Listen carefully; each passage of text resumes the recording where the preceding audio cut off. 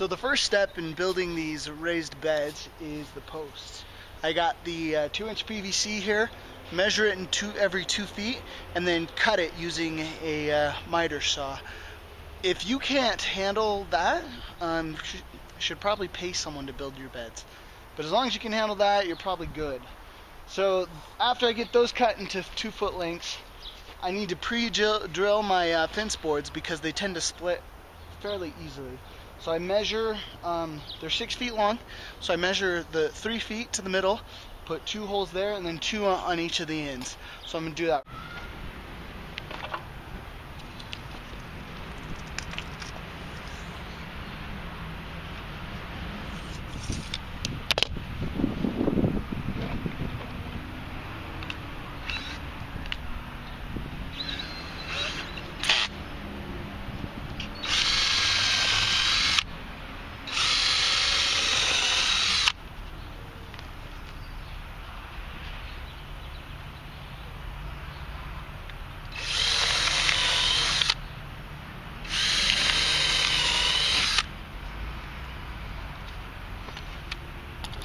So the next step is to attach the fence boards to the posts. I take my trusty old PVC, my good old-fashioned DeWalt, basically estimate to make sure it's perpendicular. Screw holes help because I already put holes in there. Hold it tight, hopefully it doesn't slip.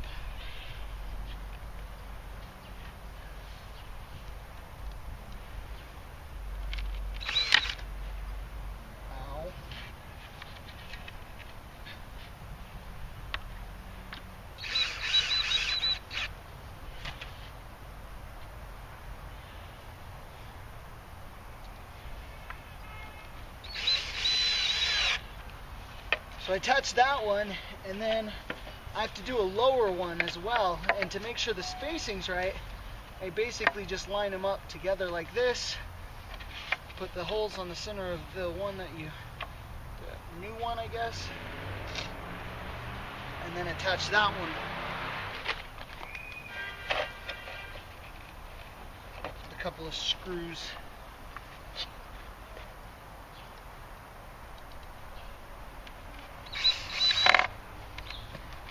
Hopefully it doesn't slip, right?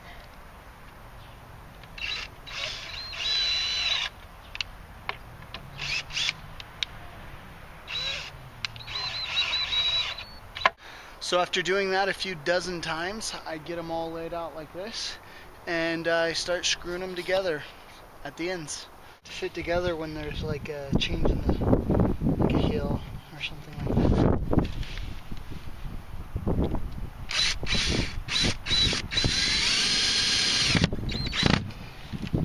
At first I was worried that I wouldn't be able to screw into the PVC, but at an angle, but it seems they go in pretty easily, so that's good.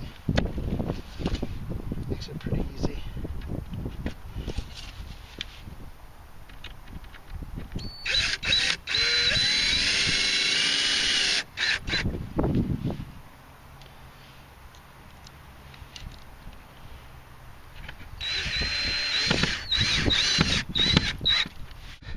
Now that I got all the boards screwed together and all the pieces screwed together at the ends, it's fairly straight. So I'm going to take a pickaxe and start digging where the boards are touching the ground, and that'll let it settle down and level out when I do that.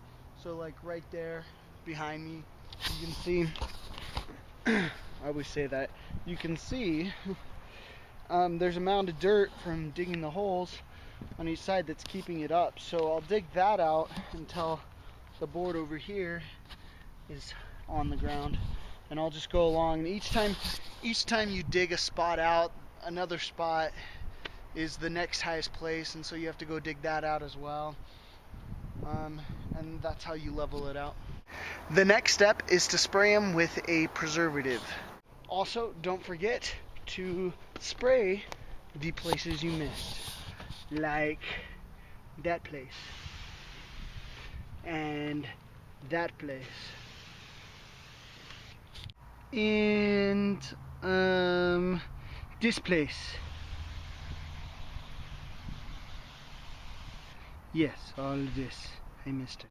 So I got the beds built that I'm gonna have built this year. Kind of decided to get the perennial beds in and worry about the annual beds later. I have beds at different stages so you can see. First, I'll go over here to this one. So they kind of, after you get them leveled and in the ground, the dirt obviously inside is not level. So you level it out, then you start putting down cardboard. It's called sheet mulching. So you put down cardboard, and what that does is it prevents the weeds from coming up through the bed. And then once you have the cardboard down, you start putting in the filling of the bed. Now, I went to the Salt Lake City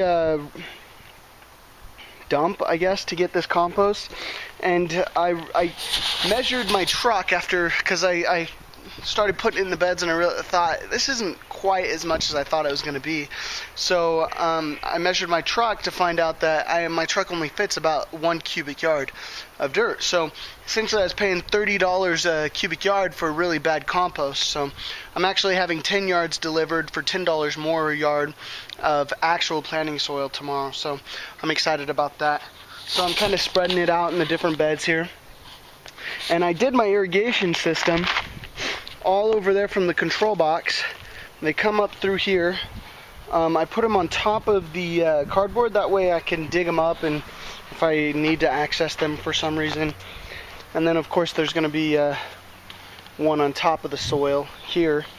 And to go under or between the beds, I basically just ran it on top of the cardboard and then dug a trench between the beds. And then on each one I came up and cut it, because I'm going to bring it up to a T and bring it in a circle. But so I had to run the irrigation lines before I filled the beds, because otherwise it would be really difficult to hide some of the lines that aren't going to be watering that bed. For example, there's 2 lines there, and only one is for that bed. So the other one's going to stay hidden underneath it. Like this one right here, this line doesn't do anything on this bed. It's just on its way over to this bed. So I wanted it at the bottom of this bed when I fill it. So I had to run the lines now before I fill the beds. So excited. Tomorrow the dirt's coming. My beds should be ready and filled by then. So it's an exciting time.